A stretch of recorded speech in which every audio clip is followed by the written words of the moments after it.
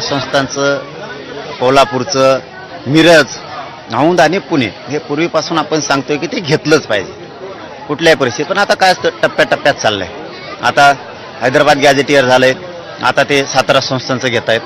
हळूहळू करता करता सगळेच जाणार आहेत. काय असतं, एखादा विषय एकदम नसतो होत, कारण त्याला अनेक अडचणी, अनेक संकट किंवा त्रासदायक सुद्धा काही व्यक्ती असतात की जेणेकरून ते आडवं पडायचं हे करायचं. त्यामुळे आपण तिथंच जाऊया जिथं आपल्याला जायचं आहे तिथं, पण जरा टप्प्यानं दम्माने जाऊया. शाहू महाराजांची आज भेट झाली. तर शाहू महाराजांनी गेल्या काही दिवसांपूर्वी ज्या दिवशी तुम्ही उपोषणाला बसला होता त्याच वेळी कोल्हापुरात आंदोलन केलं. त्यांनी प्रतिक्रिया ती दिली होती, जरांगी आम्हाला विसरली नाही बाबा, असं काहीच नाही. आपली राजगादी आहे आणि आपण कधीही विसरत नाही.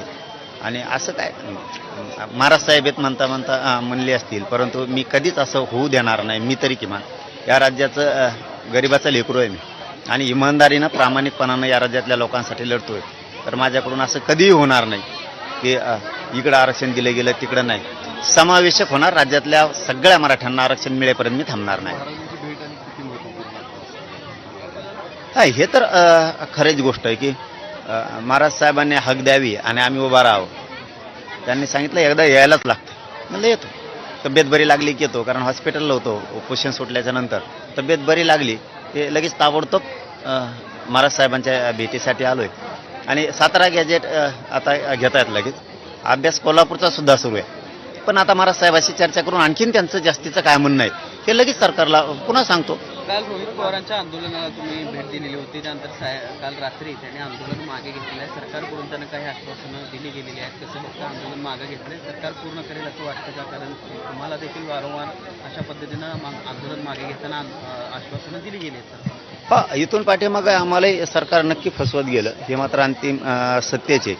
परंतु आत्ताच्या काळात थोडासा विश्वास म्हणतो मी याच्यासाठी बसलाय की त्यांनी चांगली प्रक्रिया यावेळेस आंदोलनात सुरू केली. GR काढणं, शिंदे समितीला मुदत वाढ देणं, 58 लाख नोंदीचे प्रमाणपत्र वाटप करण्यासाठी आदेश देणं, व्हॅलिट्या रोखू नका हे पण सांगितलंय त्यांनी. हैदराबाद गॅझेटियरनुसार प्रमाणपत्र देण्यासाठी SOP त्यांनी दिली, आदेश पण खाली दिले. बलिदान गेलेल्या कुटुंबांचा विषय सुद्धा मार्गी काढत गेले. गुन्ह्याच्या संदर्भातली सगळी माहिती त्यांनी आता सरकारनं गृह मंत्रालयाकडून घेणं सुरुवात आहे, तेही मागे घेतो. म्हणून थोडासा विश्वास बसला. मला वाटतं कायम विश्वास हे जिंकणं सरकारचं काम आहे आणि ते त्यांनी केलं पाहिजे. आम्ही आता विश्वास ठेवणं आमची जबाबदारी आहे आंदोलक म्हणून, आता आम्ही ठेवला. याचा अर्थ असा नाही आहे की तुम्ही वाटलं जरी केलं तरी आम्ही शांत बसूया, हे तुमचा गैरसमज असू शकतो सरकार म्हणून. मी त्यातला नाही आहे. एखादी गोष्ट दिली आणि मग नुसतंच तुमचं आभार मानत राहणार, उदं करत राहणार. नक्की तुमचं उदं करणार, नक्की तुम्ही केलेल्या कामाचं श्रेय नक्की तुम्हाला देणार. पण फसवलं तर सोडणार सुद्धा नाहीये, हे मात्र लक्षात ठेवायचं. कारण तुम्हाला जर कायम मराठा समाजाचा चेहऱ्यावरती आनंद ठेवायचा असेल तर तुम्ही केलेले कामं हे तुम्हाला कायमस्वरूपी टिकून ठेवावे लागणार आहे. नसतं आंदोलन करण्यापेक्षा तुम्ही जर आता